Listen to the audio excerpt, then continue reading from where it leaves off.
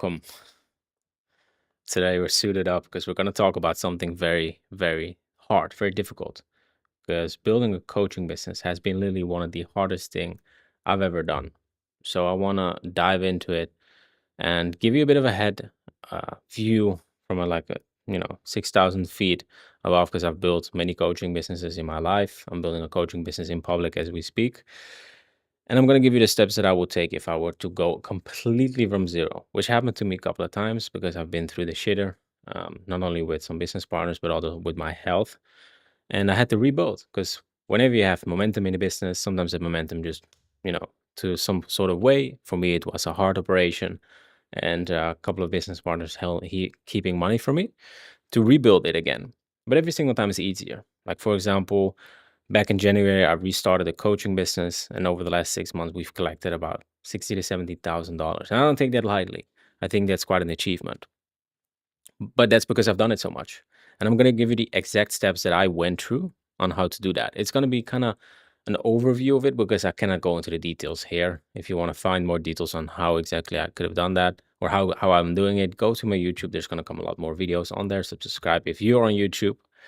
But yeah, first thing, diving right into it, that I would do if I were to build a coaching business today from zero, I would start to be very, very focused on learning the uncomfortable, being uncomfortable. I come from a history where I was teaching people how to do the whole ice bathing and the whole cold showers and the whole wake up at 4 a.m. That will immensely help you, right? This is going to massively change your coaching business if you're really that locked in. So that's something I would start with, making sure that my routines are on point, that the man that's behind the business, aka you, if you're trying to build a coaching business, is just making sure he's not falling, whenever things get hard or, any of that. So that's the first checklist. Make sure you are locked in. Let it be waking up early if that's something you do. You don't need to do it, but it helps. Go ahead and get good routines, fitness, gym, sleep, all those things. And once you're locked in, which usually takes about 21 days, because it takes 21 days to build a habit, it's time to go to the first thing that you need to learn besides being uncomfortable. It's learning how to position yourself in the market. This is called messaging/offer. Because if you've got something that you think people want, but in reality nobody wants it, you've got an issue. Because you're not in the business for you. You're in the business for other people. You can only get money from other people if you're in business. If you work for a 9 to 5, fine. Your boss is paying you, whatever the business is paying you. But if you're in a coaching business, you're living off other people there's money. So you should become very good at not only positioning yourself in the market, aka your offer, let it be health, wealth, relationships, but also becoming immensely good at positioning yourself, a personal brand. Because in this day and age, 2026, July, is so difficult to get trust from other people because there's just so many fake gurus out there. So becoming very, very rooted in your own, and for the men, masculinity is the main thing, because you're gonna get hate, you're gonna get people that don't agree with you, you're gonna get tested because you're posting yourself publicly online. So being rooted is very, very important. And kind of touching back on the first thing that I mentioned, learning to be very uncomfortable is one of those main things. I think that your business is going to be the same as your personal development. So you need to be like, if you get into business, you should take personal development even higher. And if you do it well, those things will actually go hand in hand together. So once you have a good offer, I would always recommend playing on people their pains. So if you have a fitness offer, I mean, people don't like being fat. Like that's one of the worst things that somebody can have. And this is not to judge here, of course, but I mean, I know if you don't look in the mirror, I feel like like you're gonna just have pain, right? Second thing is relationships. People don't have a relationship. It's also very painful because you see everybody in a relationship. And then the third thing is obviously money. Somebody likes money, it's going to be also very, very difficult for them to be happy. Although, there's obviously ways around that. So those three things I would lock into. If you kind of go around it and maybe find yourself an offer like, oh, I help people with fishing or I help people with yada, yada, yada. It can work, but I would just recommend stick to the health, wealth, or relationships. Because I was working with the guy, he wanted to help people with their whatever, like expat life, like something was just very random and very vague. And I told him like, don't do that. It's very vague. Nobody likes this offer, only you. And I said it with all due respect, but I'm very direct. And I think as a coach, you should be very direct because, we're not here to be friends. If you become friends, awesome, but you need help. You need to get to the next level. So I told him, start getting into the relationships offer, just help people to get married or get a girlfriend, whatever, right? And he did that, and that it means immensely. And if you follow the rest of these steps, the money will follow. So let's go to the next one. After you've done the messaging and offer, you need to obviously learn appointment setting. Now we're coming in an day and age where you don't have to do this necessarily because you've got the many chat and all those things. So you can literally just outsource that to AI, which is awesome. So yeah, you can just learn it just to be sure, because even an AI needs some sort of script. So I would still recommend learn appointment setting, which essentially means booking calls. There's really levels to this game. I've been doing appointment setting for about 6 years now. Still do it every single day. And it's just one of those things that you get good at after a while. You start to see patterns. You know when to pitch somebody and all those things. So I would just learn appointment setting from the get-go. And yeah, that's kind of the thing that I have about appointment settings. It's not really that difficult. It's just about finding something that works in the intro. So hey, I'm getting a lot of messages from people nowadays, and it's just so bad. Hey Dave, I liked your post about Argentina, and you know they don't like it. They just say it to get into the door. Like, don't become that guy. Okay, you either get inbounds from people, right? Saying, hey, here's the keyword live. Or you just do outbounds, but in a very authentic way, not the fake, oh, hey, I really liked your post.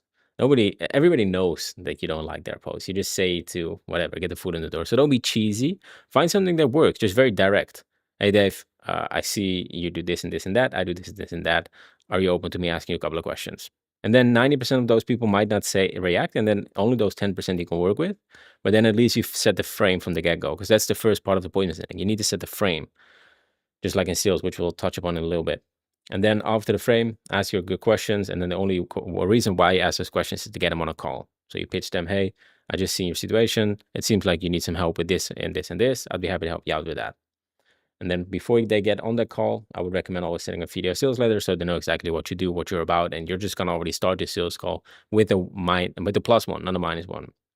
So the next thing is sales. You need to learn, where do people say yes, or how do they say yes? And this usually comes down to a couple of things. Pre-frame, very important. Did they watch something from you? Do they know you? Do they trust you? If not, you're gonna have a very long call, but still you can manage it. I had a call yesterday with somebody on an offer that I'm working with. It lasted about 50 minutes. And then the first 30 minutes were obviously like, just talking about his goals and everything. And the last 20 minutes were onboarding. And I have never met the guy, but he trusted me so much that he paid $3,500. And this is very normal in the space. If you have a good, like, you kind of follow the first steps with content, personal branding, and then also appointment setting. Sometimes appointment setting, you don't even have to do that, but it just helps because they already like pre-frame it, like, oh, I'm coming on the call with this person to get this solved. So they're in the doctor/client frame. This is not new, but this is just something that really helps. So how to learn sales, same as appointment setting, sounds very cliche, but you need to watch every single replay. Ask yourself, when did I kind of, get into a nice flow of questions? AK, you got the frame, because the ones that are asking the questions, that's the one that's having the frame. What could I have done better? Did I do well? It's really just like a performance skill sales, because you just need to get in the reps, just like going to the gym. I've had well over 3,000 sales calls by now. So for me, I still have the script because I just like having the script open, but I don't really need a script. But sometimes it just helps me to kind of keep on track with some people that have a bit of a, they're trying to take over the frame. I actually have a sales call coming up soon, so I need to kind of wrap it up. But the last two things after you've learned appointment setting sales is obviously to learn how to structure a coaching. You need to know how you actually get people results, or else you're going to just be selling air and nobody's going to buy from you ever again. So the best way to learn a structure a coaching, in my opinion, is build a group coaching, so you have a community to kind of drag people to the next level. Because if you have like a lot of people doing the same thing, it just feels better. You just feel more motivated. You feel more held accountable. This is why I personally hardly do any one-on-one coaching. Not only because it takes me more time, but also because of, well, I just said it, the community thing. Then always, always, always good course, high quality course, making sure that they know exactly what to do. Very clear, actionable steps to a very clear end result. Coaching calls every single week. Can be even do it twice a week. Can be even try. I was in a coaching that had 7 calls a week. That coaching costed me about 10,000, but still, he had calls every single day, and it was awesome. I would also recommend one-on-one accountability, checking in with them every single day, but I can imagine that's not for everybody. If you're busy, you don't want to do that. Then the last thing, most importantly, well, it's not the most important one, but I think it's a very important one. I'm testing this out myself, is to make content long form is very key. Long form and learn it, because short form is gonna always keep here, but it's not gonna get a lot of trust from the people. You need to get into long form content. For example, what I'm doing now, streaming, YouTube, Spotify, whatever. Any long form longer than 1 minute, you should be good to go and learn that. Same principle as with the short form: intro, hook, content, transition, CTA, or sell, and just not trying to be perfect. Like, I was even a little tired hopping on today, but I still just did it anyways. It's like, I'm just going to be a little bit lower on energy, and that's fine. I'd still try to get my value out and get the real Dave out. If you would have seen me 6 years ago on Facebook, maybe because I started on Facebook, maybe some people can still find it if you really scroll back. Like, it was just the kind of the fake hyped version of Dave. Like, just kind of hype myself up. Like, okay, let's go, and then just going live or whatever, and it's just like it's no, it's just not it, right? Because we live in 2026, and everybody just kind of sees through it.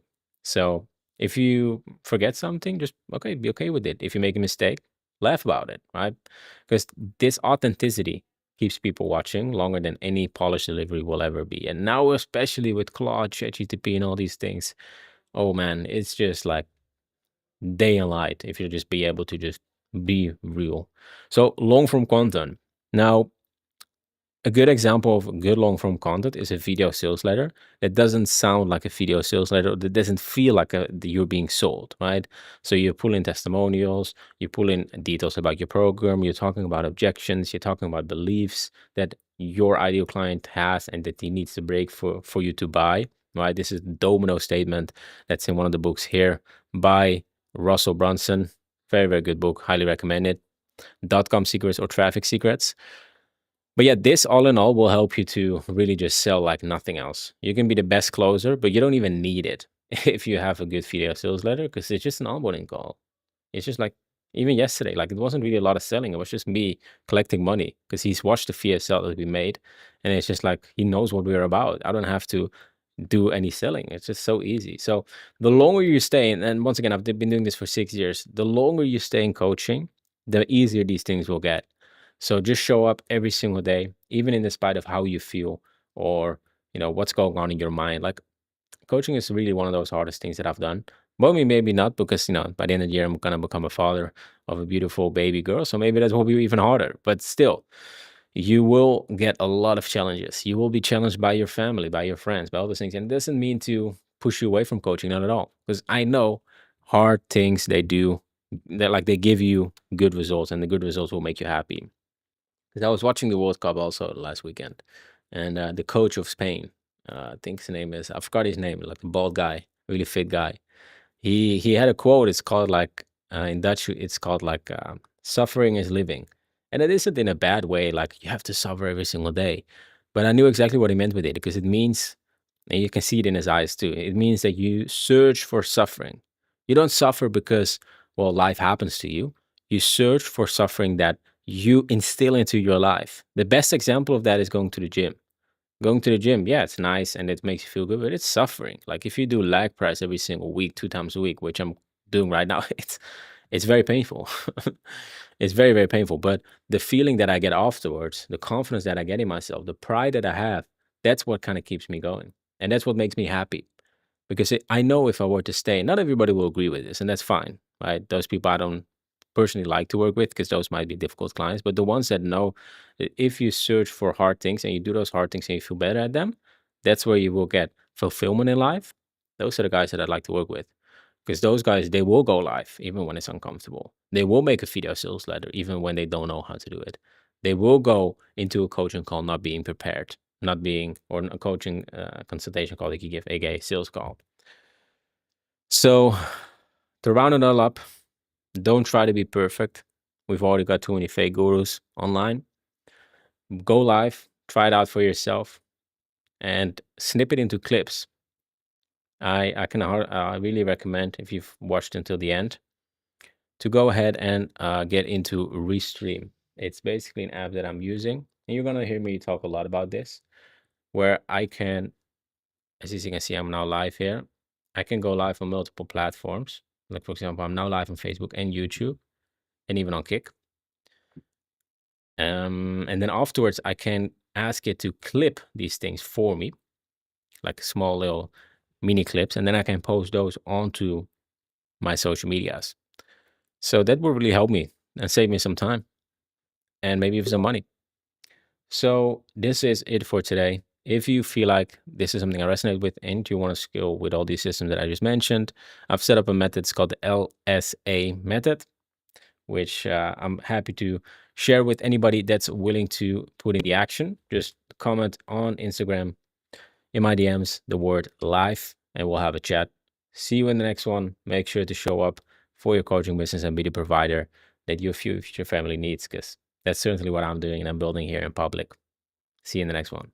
Peace. It's going to crush this next skills call.